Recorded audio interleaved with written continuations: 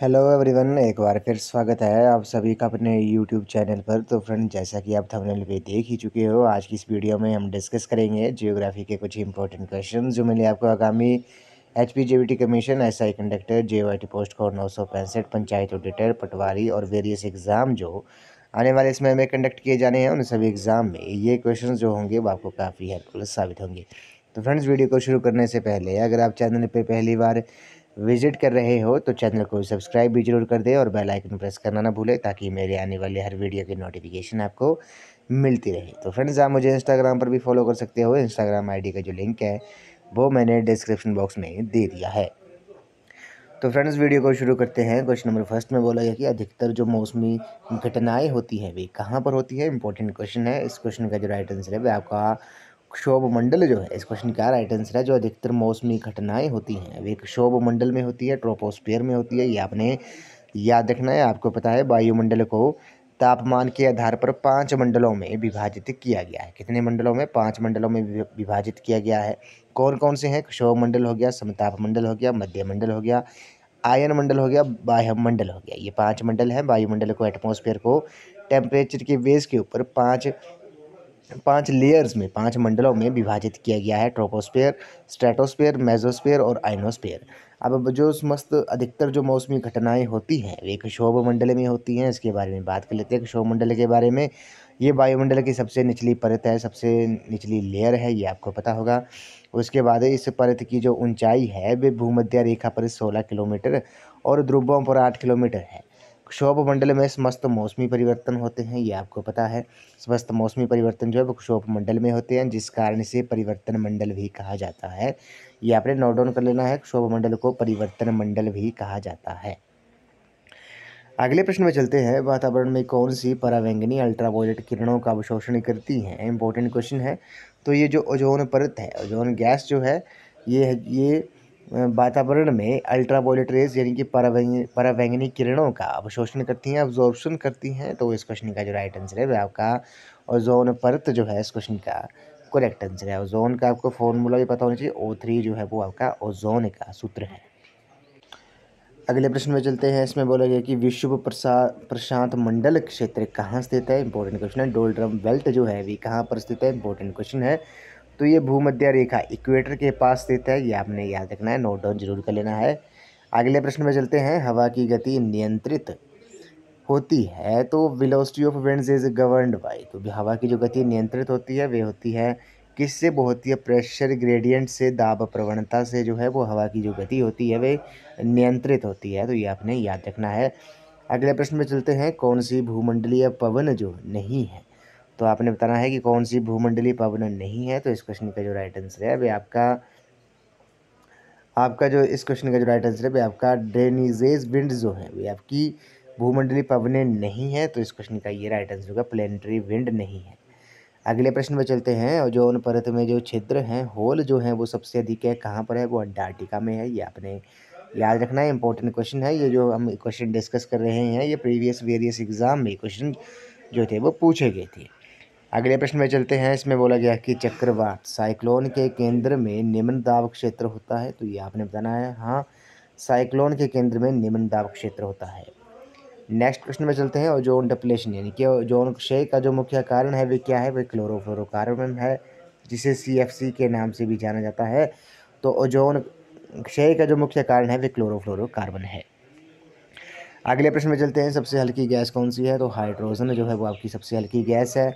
वायु की ह्यूमिडिटी आधारित है। तो वायु की जो आर्द्रता होती है वे किसके ऊपर आधारित है? वे तापमान, स्थान और मौसम पर आधारित है। ये आपने याद रखना है। अगले प्रश्न में चलते हैं। वायुमंडल दाब नापने वाले बैरोमीटर में एकाएक कम दबाव का होना किसका संकेत देता है? इंपॉर्टेंट क्वेश्चन है। तो ये तूफान का संकेत देता है, स्ट्रॉम का संकेत देता है। वायुमंडल दाब नापने वाले बैरोमीटर में जब एकाएक कम दबाव बनाने का जो संकेत होता है वे किसका होता है? वे आपका तूफान का होता है।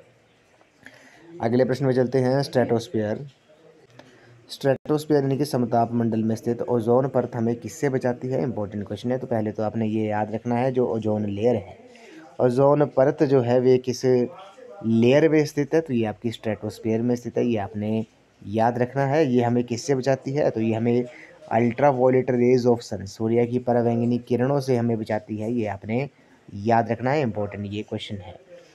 नेक्स्ट क्वेश्चन पे चलते हैं, टोर्नेडो क्या है? तो टोर्नेडो इंपॉर्टेंट क्वेश्चन है। तो टोर्नेडो क्या है? टोर्नेडो आपको पता है ये एक चक्रवात है। टोर्नेडो क्या है? एक चक्रवात है। इसके बारे में हम थोड़ा डिटेल में डिस्कस कर लेते हैं। टोर्नेडो जो है इसकी जो गति होती है वे सबसे ज़्यादा होती है, सर्वाधिक होती है। ये भयंकर अल्पकालीन तूफान है। ऑस्ट्रेलिया और संयुक्त राज्य अमेरिका यूएसए के मिसिसिपी इलाकों में इस तूफान को टोर्नेडो कहा जाता है, ये आपने याद रखना है। तो टोर्नेडो क्या है? एक चक्रवात है, ये आपने याद रखना है। एक साइक्लोन है जो ऑस्ट्रेलिया और यूएसए के मिसिसिपी इलाकों में इस तूफान को टोर्नेडो जो है वो कहा जाता है। अगले प्रश्न में चलते हैं। तो ozone layer lies in the, तो जो ओजोन परत है वो कहाँ पर पाई जाती है? तो वो स्ट्रेटोस्फीयर यानी कि समताप मंडल में पाई जाती है, ये आपने याद रखना है। समताप मंडल के बारे में बात करते हैं। क्षोभ मंडल के ऊपर स्थित जो परत भूमध्य रेखा के लगभग 18 किलोमीटर और ध्रुवों पर 50 किलोमीटर तक होती है, इसे समताप मंडल कहा जाता है। इस परत के निचले भाग में तापमान जो है वो स्थिर रहता है, जिस कारण इसे समताप मंडल कहा जाता है। ये मौसमी संबंधी घटनाओं से मुक्त है, इसलिए ये वायुयान की उड़ान के लिए आदर्श परत है, ये आपने याद रखना है। वायुयान उड़ान के लिए जो आदर्श परत है वे आपकी समताप मंडल है। अगले प्रश्न में चलते हैं। वायुमंडल की सबसे निचली परत कौन सी है? तो क्षोभ मंडल है, स्ट्रेटोस्फीयर है। सभी मौसमी घटनाएं, बारिश, तूफान, बादल आदि इसी परत में घटती हैं, ये आपने याद रखना है। अगले प्रश्न में चलते हैं। वायुमंडल में कौन सी परत जेट वायुयान की उड़ान के लिए आदर्श है? अभी हमने डिस्कस किया। तो ये स्ट्रेटोस्फीयर जो है, समताप मंडल जो है वो आपकी वायुमंडल में ये जेट वायुयान की उड़ान के लिए आदर्श परत है।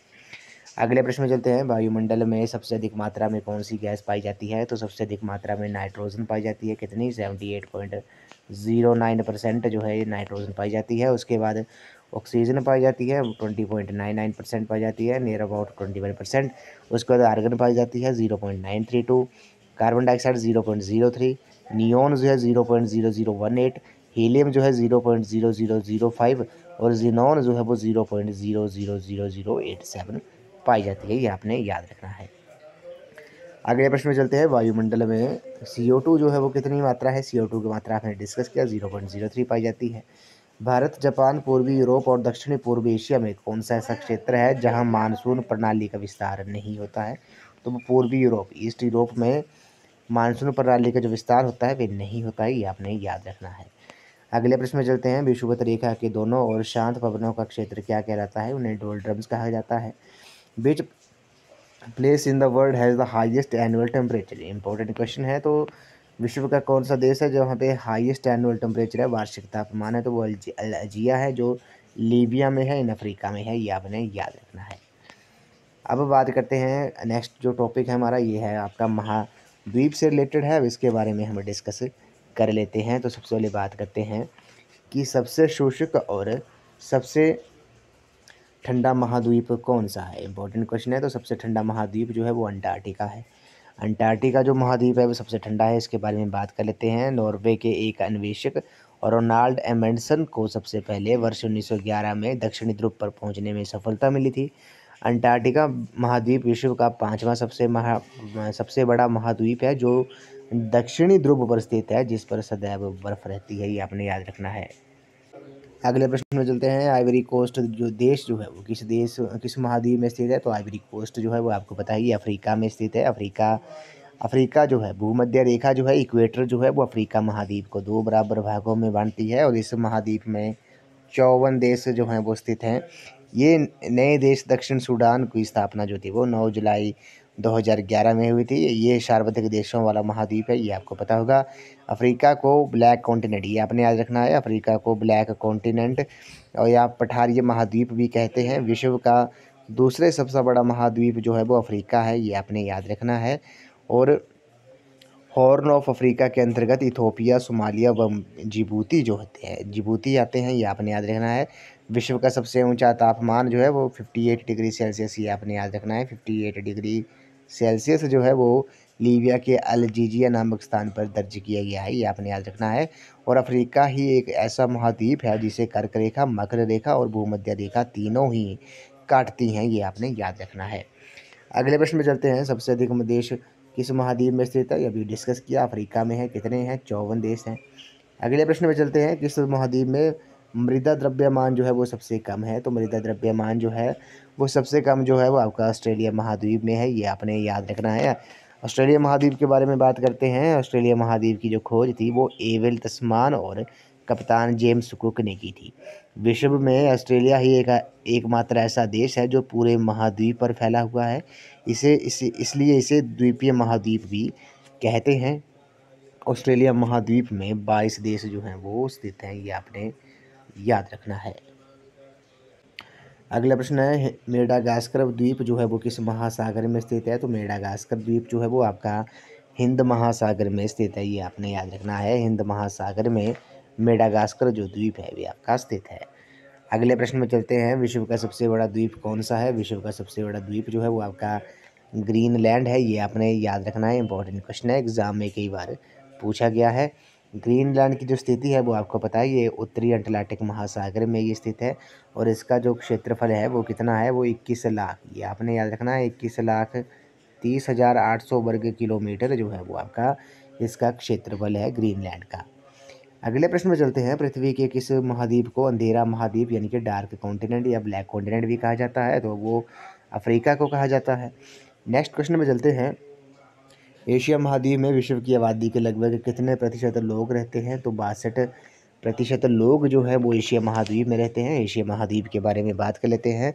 एशिया पृथ्वी पर सबसे बड़ा महाद्वीप है जो विश्व के लगभग 29.5% क्षेत्रफल पर विस्तृत है, फैला हुआ है और सबसे लंबी जो तटीय सीमा है वो एशिया महाद्वीप की है। एशिया में क्षेत्रफल की दृष्टि से सबसे बड़ा देश जो है वो चीन है और सबसे छोटा जो देश है वे मालद्वीप है। श्रीलंका को सिंहल महाद्वीप के नाम से भी जाना जाता है, द्वीप के नाम से जाना जाता है। एशिया का सबसे गर्म स्थान जो है वो जैकोबाबाद पाकिस्तान में है और सबसे ठंडा जो है वो बर्खियावास्क है, जिसे पृथ्वी का शीत ध्रुव भी कहते हैं। एशिया महाद्वीप में कुल 48 देश जो हैं वो अवस्थित हैं और चीन सबसे बड़ा देश है जिसकी सीमा जो है वो 14 देशों को छूती है, जो विश्व में सार्वत्रिक है, ये आपने याद रखना है। अगले प्रश्न में चलते हैं, ऑस्ट्रिया जो है वो किस महाद्वीप में स्थित है? तो ऑस्ट्रिया आपको बताइए यूरोप महाद्वीप में स्थित है। ऑस्ट्रिया की जो कैपिटल है वे वियना है, ये आपने याद रखना है। यूरोप के बारे में बात करते हैं, क्षेत्रफल की दृष्टि से 7 महाद्वीपों में इसका सब छठा स्थान है और आपने याद रखना है राइन नदी जो है वो जलमार्ग यूरोप का सबसे व्यस्त और अंतर स्थलीय जलमार्ग है। राइन के व्यापार में कोयले का महत्व होने के कारण इसे कोल रिवर भी कहा जाता है। अगले प्रश्न में चलते हैं, इसमें बोला गया है कि पेरू नामक देश जो है वो किस महाद्वीप में स्थित है? तो पेरू जो देश है वह आपका दक्षिण अमेरिका में है, ये आपने याद रखना है। दक्षिण अमेरिका जो है विश्व का चौथा सबसे बड़ा महाद्वीप है। दक्षिण अमेरिका में विषुवत रेखा इक्वाडोर, कोलंबिया और ब्राज़ील से होकर गुजरती है। दक्षिण अमेरिका में चिली, अर्जेंटीना सीमा पर विश्व का सबसे ऊंचा ज्वालामुखी ओजिस डेल सलाडो एंडीज पर्वतमाला में स्थित है। दक्षिण अमेरिका का सबसे बड़ा जो नगर है वो रियो डी जनेरियो है, जो ब्राज़ील में है। अर्जेंटीना और उरुग्वे में बहने वाली तूफ़ानी ठंडी हवा जो है वो उन्हें पैम्परो कहा जाता है। दक्षिण अमेरिका, मध्य अमेरिका और पश्चिम द्वीप समूह को मिलाकर लैटिन अमेरिका कहा जाता है, ये आपने याद रखना है। अगले प्रश्न में चलते हैं, विश्व का सबसे छोटा महाद्वीप कौन सा है? सबसे छोटा महाद्वीप जो है वो आपका ऑस्ट्रेलिया है, ये आपने याद रखना है। हमने डिस्कस किया जो ऑस्ट्रेलिया जो है वो एकमात्र विश्व का एकमात्र ऐसा देश है जो पूरे महाद्वीप पर फैला हुआ है, इसलिए इसे द्वीपीय महाद्वीप भी कहा जाता है। ऑस्ट्रेलिया महाद्वीप में 22 देश हैं। अगले प्रश्न में चलते हैं, पूर्वी गोलार्ध में कितने महाद्वीप है? तो पूर्वी गोलार्ध में 4 महाद्वीप है। कौन कौन से? एशिया, अफ्रीका और यूरोप है, ये आपने याद रखना है। अगले प्रश्न में चलते हैं, सोमालिया किस महाद्वीप में स्थित है? तो सोमालिया जो है वह आपका अफ्रीका महाद्वीप में स्थित है। श्वेत महाद्वीप किसे कहा जाता है? ये अंटार्कटिका को कहा जाता है। क्वेश्चन हमने पहले ही डिस्कस कर लिया है। दक्षिण अमेरिका महाद्वीप की सबसे लंबी नदी कौन सी है? तो अमेजन जो है वो दक्षिण अमेरिका महाद्वीप की सबसे लंबी नदी है। पेंजिन्स किस महाद्वीप में पाए जाते हैं? तो ये अंटार्कटिका महाद्वीप में पाए जाते हैं। क्रिस्टोफर कोलंबस ने 1492 में किस महाद्वीप की खोज की थी? तो ये अमेरिका की थी, ये आपने याद रखना है। अब इसके बारे में बात कर लेते हैं। उत्तरी अमेरिका विश्व का तीसरा सबसे बड़ा महाद्वीप है। इसकी जो खोज थी, अमेरिका की जो खोज थी वो 1492 में कोलंबस, ये आपको पता होगा 1492 में कोलंबस द्वारा की गई थी। अतः इसे इसे न्यू वर्ल्ड भी कहा जाता है, ये आपने याद रखना है। न्यू वर्ल्ड भी इसे कहा जाता है। अगला प्रश्न है नानसा द्वीप जो है वो कहाँ पर स्थित है, तो ये दक्षिण चीन सागर में स्थित है। ये आपने याद रखना है, इंपॉर्टेंट क्वेश्चन है। अगले प्रश्न में चलते हैं। इसमें बोला गया है कि विश्व की सबसे लंबी नदी कौन सी है, इंपॉर्टेंट क्वेश्चन है। तो विश्व की जो सबसे लंबी नदी है वह नील नदी है, अफ्रीका में है ये, और इसकी जो लंबाई है वो 6,650 किलोमीटर है, इंपॉर्टेंट क्वेश्चन है। विश्व की सबसे लंबी नदी जो है वो कौन सी है, वो आपकी नील नदी है, ये आपने याद रखना है, इंपॉर्टेंट क्वेश्चन है, एग्जाम में कई बार पूछा गया है। बात करते हैं नील नदी के बारे में। जो इसका उद्गम स्थल जो है वो विक्टोरिया झील अफ्रीका से होता है, और गिरने का जो स्थान है वो भूमध्य सागर में, भूमध्य सागर में ये गिरती है, ये आपने याद रखना है। अगले प्रश्न में चलते हैं। विश्व का सबसे बड़ा डेल्टा कौन सा है, विश्व का सबसे बड़ा डेल्टा जो है वो सुंदरबन डेल्टा है, भारत और बांग्लादेश के बीच में है, ये आपने याद रखना है, सुंदरबन डेल्टा जो है। एग्ज़ाम में ये कई बार पूछा गया है।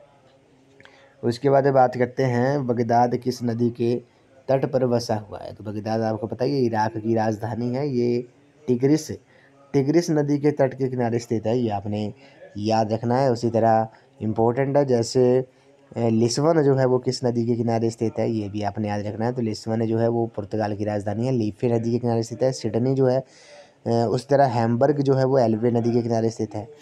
लाहौर जो है वो रावी नदी के किनारे स्थित है। अगले प्रश्न में चलते हैं। विश्व की सबसे बड़ी नदी प्रवाह क्षेत्र और जल घनत्व के आधार पर कौन सी है, इंपॉर्टेंट क्वेश्चन है। तो विश्व की जो सबसे बड़ी नदी है प्रवाह क्षेत्र और जल घनत्व के आधार पर वो आपकी अमेजन है, जो दक्षिण अमेरिका में पाई जाती है, ये आपने याद रखना है। और इसके बारे में बात करते हैं।